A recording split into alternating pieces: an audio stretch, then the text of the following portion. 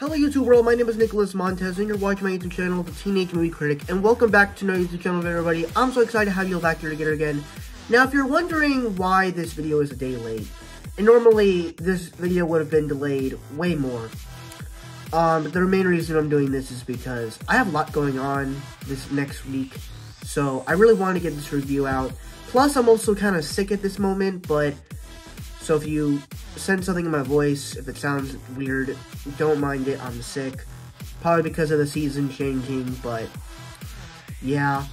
But anyway, today we are going to be doing another celebration of cinema review for one of my favorite Christmas movies, Elf. It is the 20th, yesterday it was the 20th anniversary, but now it is officially, Elf is officially 20 years old. And I remember watching this for the first time in 2018, about 5 years ago. You can tell a lot of movies I saw back then, but also there's a lot of movies that, I saw, 2018 was a good year. I won't lie to you.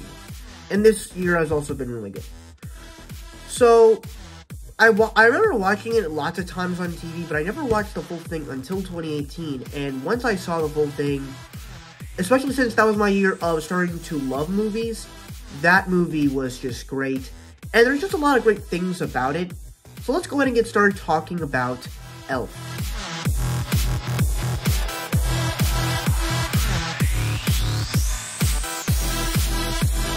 So the first thing we gotta talk about here is the story. So the story, if you really think about it, it's pretty wacky when you think about it. It's basically about this 30-year-old elf, this 30-year-old man who's raised by Santa Claus's elves, and obviously Santa picks him up. This baby sneaks into Santa's bag when he stops to deliver presents at this orphanage, and he basically has to go to New York City to find his real dad and his original family, and all of the just hilarious things happen. If you don't know, this is directed by Jon Favreau. If you don't know, he directed the first two Iron Man films. He directed the two live action remakes of Jungle Book and Lion King. He also directed, what else has he directed? He directed Made 2 years before this. And he also plays Happy Hogan in the Iron Man films and other MCU projects that he's been in. But so yeah, for me, we'll talk about more later on with other Jon Favreau movies, but I would probably say Jon Favreau is an underrated director.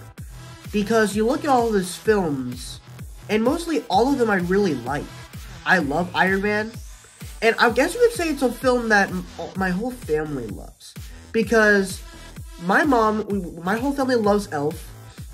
My family loves live-action Disney remakes. We love Disney movies.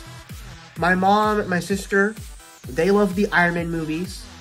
I don't know if any of my parents have seen Made. I'm doubting it, but, I'm pretty sure none of us have, I haven't seen, and I'm pretty sure none of my family have seen Cowboys and Aliens. I'm not sure if anyone's seen, Chef. But yeah. Just so you know, Jon Favreau is a director that is kind of meant for my family because he's made so many projects that my family really likes, and Elf is just one of those great movies. Especially since around Christmas time, it plays all the time on TV, and it's just one of those movies that we need to play on. And as for the story itself, Jon Favreau just makes this work, and you're also thinking, how would he be able to do Iron Man, what, like 5 years later? Yeah, 5 years later. And that's the power of filmmaking that he can do, where he can do one of the most dumbest Christmas comedies and then tell this very, really good story of a man coming out of a cave and being transformed into a hero, and then doing, like, godly CGI with the Disney remakes. So, he's a pretty impressive director by heart.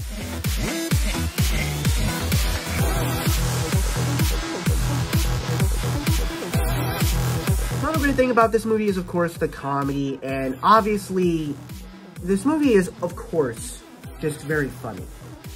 I think, obviously, the funniest person of the entire film is Will Ferrell, and this might be my favorite movie of his, I believe, because he just, like, there's some funny images of him in the North Pole in the toy shop, you know, trying to do all this stuff, you know, him doing the thing, and then, you know, him sitting on his dad's lap, but he's bigger than him, or this giant man riding a bicycle, like all those images are funny, but once you get little scenes of him, you know, getting to New York, and then once he gets to New York, all the funny hijinks ensue. You know, the things that Santa didn't want him to do by eating the gum, him telling everybody, congratulations, world's best cup of coffee ever, and then even eating the fruit, tasting the fruit spray, which is just hilarious. Him going up the escalator, but doesn't really know how to work it, and then getting someone for a special someone. He gets his dad a lingerie, and then everywhere he goes, from Walter's house to Gimbel's, he basically makes it like a winter wonderland. It's like all that funny stuff. It's likable. It's pretty beautiful, but it's also very funny at the same time. And then also just all of the stuff of sugar, of Buddy's, like, stuff for sugar, as he eats spaghetti with syrup, and then he mixes in M&Ms and Pop-Tarts and everything else. It's like, it's so funny, but at the same time, it kind of looks gross, but then it kind of looks good at the same time. So the comedy in this movie is very, very good.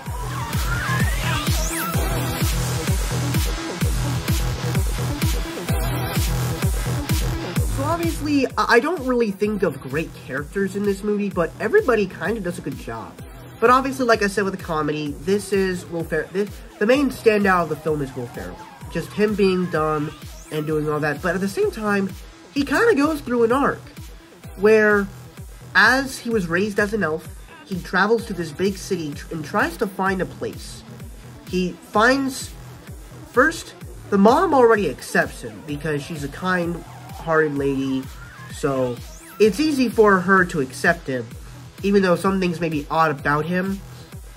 Like, she knows he's odd, but he's not gonna be rude to him. So he learns to he gets a mother. Then throughout the course of the movie, he gets his brother through a snowball fight. Then he gets a girl by meeting her at his workplace and saying something really kind, and that causes the attention. And then the final thing, at least the final two things, is him finding a father and learning to officially be a helpful elf, and also to be a father. So I think the arc of Buddy was really impressive. That it's pretty profound. Another great character about this movie is, I loved Walter Hobbs. I think, you know, he passed away last year, didn't he? I know he's passed away, but yeah, he plays pretty good, and just kind of not caring, but playing this grumpy old man who just cares about work. And even if you can see, like, when he's in his workplace, he just cares about his work. And then when he gets to the guy that wants to hear the book report on the 24th, and he, like, sure, he cares about his work, but he's also polite. But this guy that he's trying to shake hands, and he tries to shake his hand, and he's like, please sit down. Like, we need to get down to business. Like, this guy is much worse. Just imagine if that guy was Buddy's father. And then when he says that, I'm coming back on the 24th to hear this book report, and Walter's like, hold up, the 24th is Christmas Eve. And he's like, and you can just tell from that moment on, from the not accepting the handshake and the and, you can just tell he's a much more selfish version of what Walter could have been if he was heartless. And then also, you know, the other characters. The mom is, of course, sweet. The brother, it's kind of a typical brother relationship, but he's cool. I enjoyed the guy. He's good. And then, of course, you also got the girlfriend, Zoe Deschanel. Fun fact, I didn't know that she played Bridget in Trolls. And I was like, wait, that name sounds familiar in Trolls. And then I'm like, oh yeah, the singing voice sounds familiar. And she plays really good, especially since she has an arc as she's scared to sing. And she's kind of the part of the reason that sets up Christmas. And even, this movie also does something kind of profound. Actually, we'll talk about that in the next piece of content. But yeah, the characters in this movie, and even everybody that Buddy interacts with, he makes a fun interaction with them, whether it's the girl from Walter Hobbs' Place, or even the little interaction with Peter Dinklage's character. It's just all fun and stuff, and he has fun interactions with everybody. People don't like him, or people really like him. And that's really fun for this type of movie.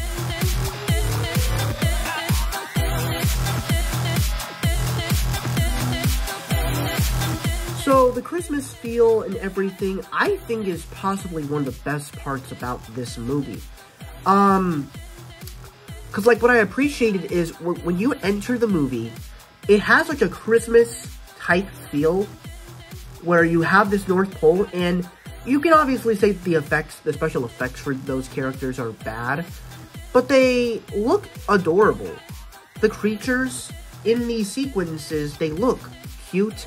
They look adorable, so I appreciated it for that aspect. What I also appreciated is it sets up from the beginning with the 3 lines, the way to spread Christmas cheer is singing loud for all to hear, and that pays off in the 3rd act.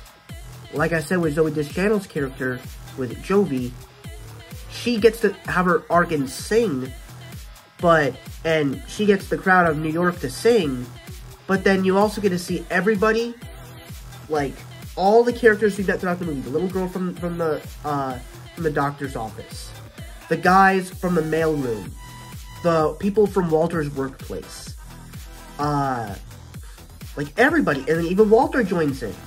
And somehow I was watching that, and I was sort of getting chills, because it's like, that's the spirit of Christmas, and then Santa gets to fly off and not get caught by the New York Rangers, or whatever you're called. And that's a pretty great ending to end the film.